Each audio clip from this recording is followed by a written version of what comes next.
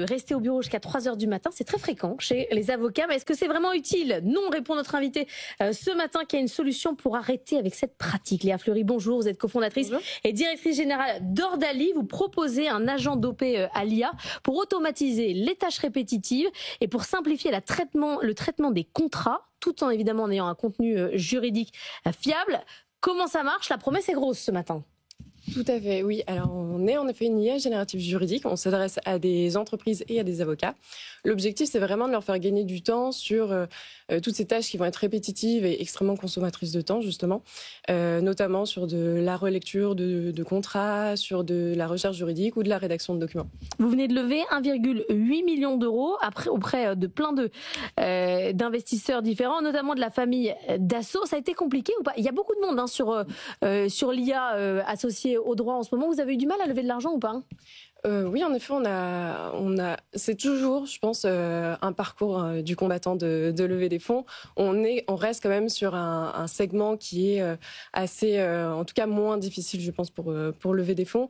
En ce qui nous concerne, on a mis environ 6 mois à lever des fonds. Ça va. Je pense qu'on est dans la moyenne. Ça va. Anthony. Un mot sur le nom de l'entreprise que j'adore. Vous savez ce que c'est qu'une Ordali? Non. Ordali, c'était, je vais faire Jean-Marc Daniel pendant 2 secondes, mais voilà, c'était au Moyen-Âge, c'était un jugement divin. C'est-à-dire qu'en gros, quand vous étiez accusé, on vous plongeait dans l'eau. Et puis si vous mouriez noyé, c'est que vous étiient coupable. Et si vous ressortiez vivant, c'est que vous aviez été sauvé par Dieu. Ça, c'est une Ordali. Donc c'est un terme moyenâgeux, médiéval, pour utiliser une technologie qui est ultra moderne. Moi, j'aime beaucoup. Je trouve ça génial. Alors la question que je me posais, leur parlait de la fiabilité des données. Ça, c'est vrai que c'est extrêmement important. Il y a eu des histoires où des avocats ont utilisé ChatGPT notamment pour préparer un argumentaire, et où on s'est rendu compte que tous les articles de loi cités étaient complètement bidons. Il y a eu des hallucinations.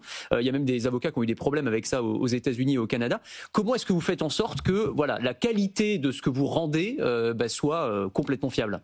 Complètement. Alors oui, en effet, il y a un vrai enjeu de fiabilité de la donnée, et il y a des avocats qui se sont fait radier du barreau pour ça. Nous, on a 2 types d'IA. On a une IA analytique qui va, elle, aller piocher de la donnée dans un corpus de données juridiques.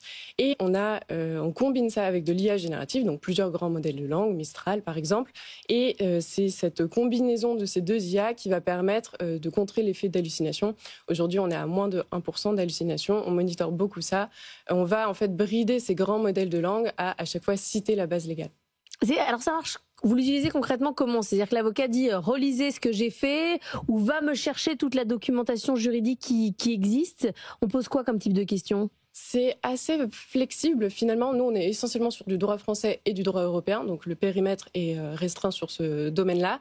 Et ça peut être plusieurs choses. Ça peut être de la recherche documentaire, donc sur des sources externes, donc toute la jurisprudence sur un thème en particulier, mais ça peut aussi être de la recherche dans des sources internes du cabinet ou de l'entreprise.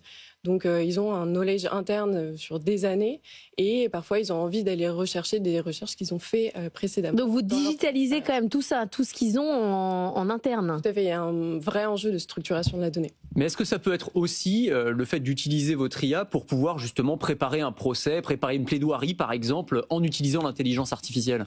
Aujourd'hui, on est plus axé entreprise.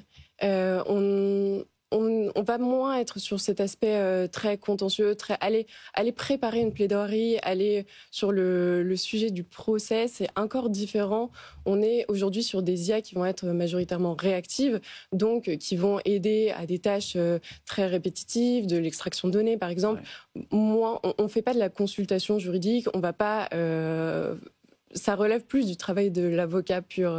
Et votre utilisateur, c'est l'avocat ou le service juridique? C'est pas moi justement qui ne voudrais pas utiliser un avocat et qui utiliserait votre techno à la place? C'est un outil qui est fait pour des professionnels du droit. Il y a quand même toute une technicité du vocabulaire juridique.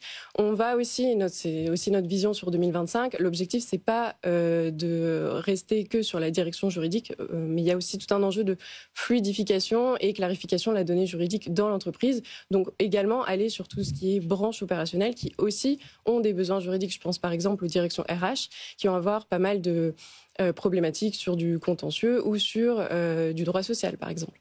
Mais c'est vrai que les particuliers vont de plus en plus avoir recours à des outils, alors peut-être pas le vôtre, mais il y a des chats GPT du droit qui existent et qui vont, je pense aussi, remettre en cause la sacralité de l'avocat, de la même manière que pour le médecin.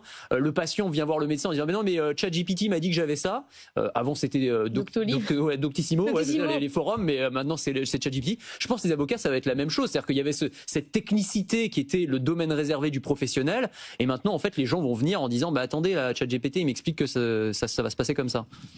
Oui, il y aura cette information juridique qui sera, je pense, beaucoup plus accessible, y compris pour les particuliers. En revanche, ça ne va pas quand même remplacer tout l'aspect expérience de l'avocat. Je l'ai moi-même vécu de mon côté sur tout l'aspect levée de fonds, par exemple, qui connaît le marché, qui connaît la réaction des interlocuteurs qu'on pourrait avoir dans nos deals. Ça, c'est quand même assez...